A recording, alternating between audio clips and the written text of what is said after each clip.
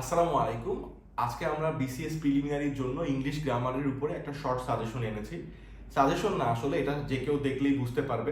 আমরা একটু জিনিসগুলোকে সহজ করে আমরা ট্রাই করেছি।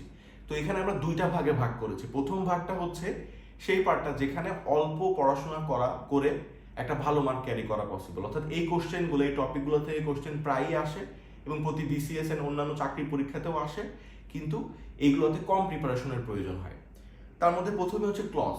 ক্লজ মাত্র কয়েকটা রুলস আছে, কয়েকটা ক্লজ আইডেন্টিফিকেশন আছে, সেগুলো জাস্ট দেখলে, কয়েকটা প্র্যাকটিস করলে ক্লজ খুব ইজিলি কিন্তু আয়ত্ত করা সম্ভব। ট্রান্সফরমেশন সেম ব্যাপার, 9-10 ইন্টারমিডিয়েটে আমরা যা পড়েছি সেটা থেকেই মোটামুটি আসে, খুব বেশি কঠিন কিছু আসে না। ভয়েসের ক্ষেত্রেও তাই, খুব বেশি কঠিন কিছু নেই। জেনারেল যে রুলসগুলো আছে ওগুলো ফলো করলেই কিন্তু এই ভয়েসগুলো হয়ে যায়। এরপরে আছে কন্ডিশনাল, মাত্র 3টা রুলস আছে এখানে, এবং কন্ডিশনাল থেকে সব জায়গায় কোশ্চেন আসে, প্রতিটা বিসিএস এ কোশ্চেন আসে, সব জায়গাতে কোশ্চেন আসে। সুতরাং মাত্র 3টা রুলস দিয়ে কিন্তু এই কন্ডিশনালের অ্যান্সার করা পসিবল।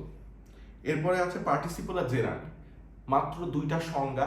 এই 2টা সংজ্ঞা দিয়ে কিন্তু এই পার্টিসিপল আর জেরান্ডের সব কনফিউশন দূর করা সম্ভব এবং পরীক্ষাতে ইজিলি কিন্তু এখান থেকে মার্ক পাওয়া যাবে। তো এইগুলো ছিল মোটামুটি যেগুলো খুব ইজিলি মার্ক ক্যারি করা পসিবল। আপনি দেখেন এই যে 5টা বা 6টা টপিক যেখানে আছে, এর কিন্তু খুব বেশি পড়াশোনা, খুব বেশি প্র্যাকটিসের কিন্তু দরকার হয় না। আপনি যদি পরীক্ষার 1 সপ্তাহ আগেও যদি এই টপিকগুলো দেখেন, তারপরেও কিন্তু আপনি 90% ক্ষেত্রে সঠিক অ্যান্সার দিয়ে আসতে পারবেন। এর সাথে যেগুলো আছে সেগুলো একটু প্র্যাকটিসের প্রয়োজন। প্রথমে আমরা আসি হচ্ছে সেন্টেন্স কারেকশনের ক্ষেত্রে। সেন্টেন্স কারেকশন কিন্তু আপনাকে প্রথম থেকে প্র্যাকটিস করতে হবে। আপনি নর্মালি হয়তো যে নলেজ আছে সেটা দিয়ে হয়তো 40 বা 50% কারেক্ট করতে পারবেন, বাট অ্যাটলিস্ট 80% নিয়ে যেতে হলে কিন্তু আপনাকে প্রতিনিয়ত বা প্রতিদিন কিন্তু অ্যাটলিস্ট 5 থেকে 10টা প্র্যাকটিস করা প্রয়োজন। এরপরে রয়েছে parts of speech. Parts of স্পিচের ক্ষেত্রে খুবই ইম্পর্টেন্ট একটা টপিক, এটা থেকে প্রায় 1-2 মার্ক তো অবশ্যই থাকে। সেটা হচ্ছে identification of parts of speech আর change of parts of speech, অর্থাৎ একটা থেকে আরেকটাতে চেঞ্জ করতে হয়। এটা কিন্তু খুবই ইম্পর্টেন্ট, মোটামুটি কম বেশি পরীক্ষাতে কিন্তু আসে, বাট এটাও আসলে খুব বেশি কঠিন টপিক না। আপনারা দেখবেন যে একটু বুঝে শুনে পার্টস অফ স্পিচগুলো যদি পড়া যায় তাহলে কিন্তু এটা ইজিলি কিন্তু আসলে অ্যান্সার করা যায়, অর্থাৎ 70-80% ক্ষেত্রে কিন্তু আপনি সঠিক অ্যান্সার দিতে পারবেন। এরপরে ফ্রেজ। ফ্রেজ খুব বেশি ইম্পর্টেন্ট, সব পরীক্ষাতে আসে, এবং আপনি দেখবেন যে আপনি 60 বা 70% ফ্রেজ এমনিতে নিজেই পারেন 9-10 বা ইন্টারমিডিয়েটের নলেজ দিয়ে।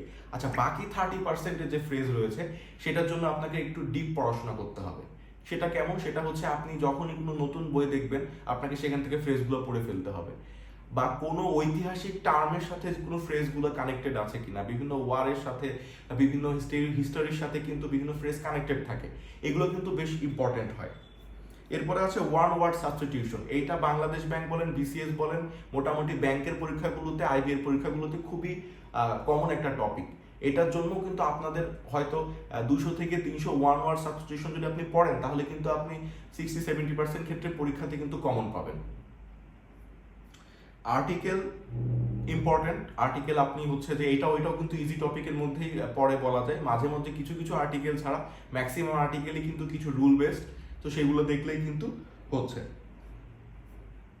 এরপরে আর যে টপিকগুলো আছে সেটা হচ্ছে নাম্বার, তারপরে হচ্ছে যে প্রিপোজিশন। প্রিপোজিশনও বেশি ইম্পর্টেন্ট। এটাও কিন্তু আসলে আমার কাছে মনে হয় যে আপনি 9-10 বা ইন্টারমিডিয়েটে যেই পড়াশোনা করেছেন ওইটাই আসলে মাথায় গেঁথে আছে। নতুন করে প্রিপোজিশনগুলো আপনি দেখে যাবেন, সেই ক্ষেত্রে পরীক্ষা হলে কিছুটা হেল্পফুল হবে, বাট প্রিপোজিশনে খুব বেশি টাইম ওয়েস্ট করা আসলে আমার কাছে মনে হয় এতটা উচিত হবে না।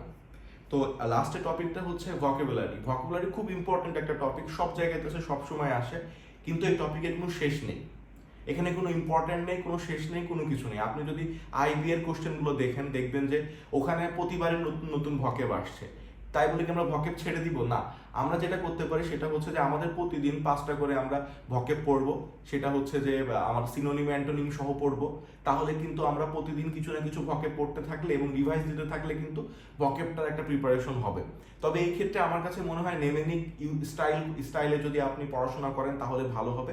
নেমেনিক হচ্ছে কোনো একটা ওয়ার্ডকে কোনো বস্তু বা আপনার আশেপাশের কোনো ঘটনার সাথে মিলিয়ে মাথায় রাখা। তো নেমেনিকগুলো যদি আপনারা নিজেরা বানান তাহলে কিন্তু একমাত্র কাজ হবে। আপনারা যদি ভাবেন যে বাজারে বিভিন্ন গাইড আছে যেগুলোতে নেমেনিক দেওয়া আছে, ওগুলা মাথায় আপনাদের ঢুকবে না। আসলে নেমেনিক নিজের বানাতে হবে, তাহলেই কিন্তু মাথায় মনে থাকবে।